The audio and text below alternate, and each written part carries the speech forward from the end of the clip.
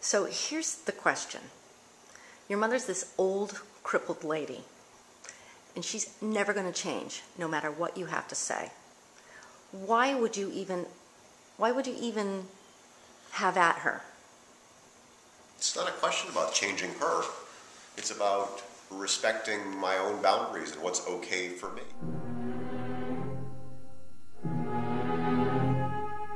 Bambi, quick, the thicket! So what do? You're pissed off, you're really, really mad. What do you do? I simply tell her that's not okay. So you call her up and what? I tell her that what she's doing is not okay. And it wasn't just my feng shui. She was shit-stirring with my children, creating expectations with my kids that just wasn't realistic. So that's not okay. When she screws around with my boundaries, I'm out of integrity if I don't say anything. Faster, Bambi! Don't look back! Keep running! Keep running! Call your mother and you explain specifically what you have a problem with? Explain it exactly what I have a problem with and tell her not to do it. And how does she respond?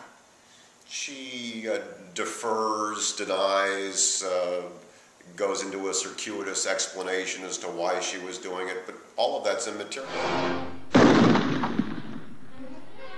Here's the concern that all of us with boundary issues have.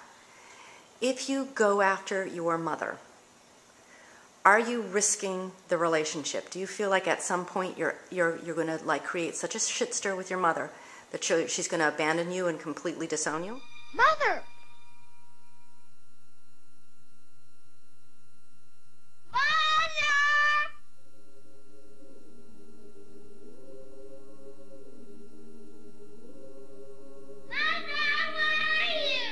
Relationship's about mutuality. It's about mutual respect. It's about mutual integrity. It's about mutual trust.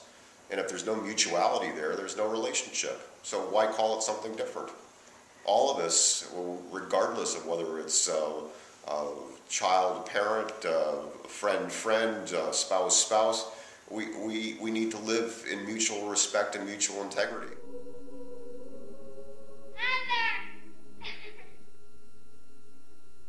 How does it affect family relationships? Because it's not just you and your mom. You've got your dad, you've got your brothers and sisters, and all of these other people involved. So you have a rift with your mother. Doesn't it create all these waves within your greater family at large? Your mother can't be with you anymore.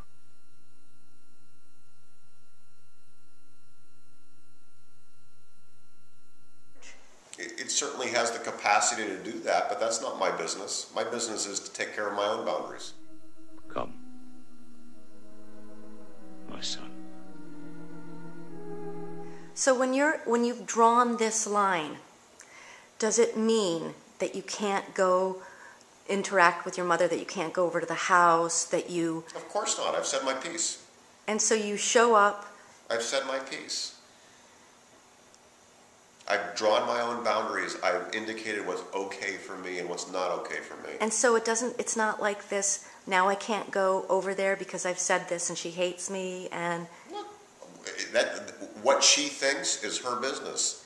If she wants to cut me off or judge me for what my boundaries are, that's her business. I can't control how she is. I don't ever hope to change how she behaves. I can only speak my own truth. There, you speak your truth, you sit there, and you're not waiting for the end of the world. I'm not waiting for the end of the world at all.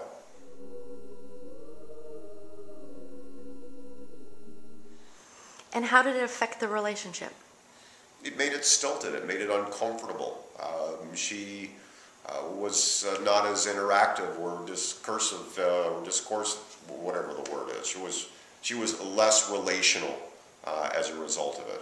But again, that's her choice. It's not mine.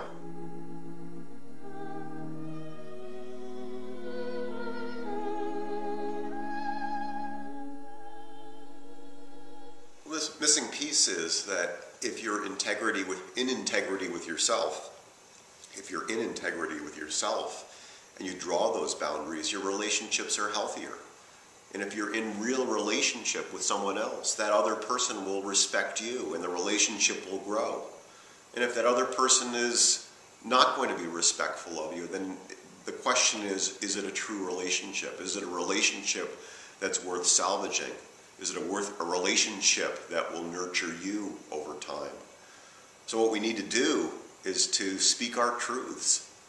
And in relationship, everyone grows.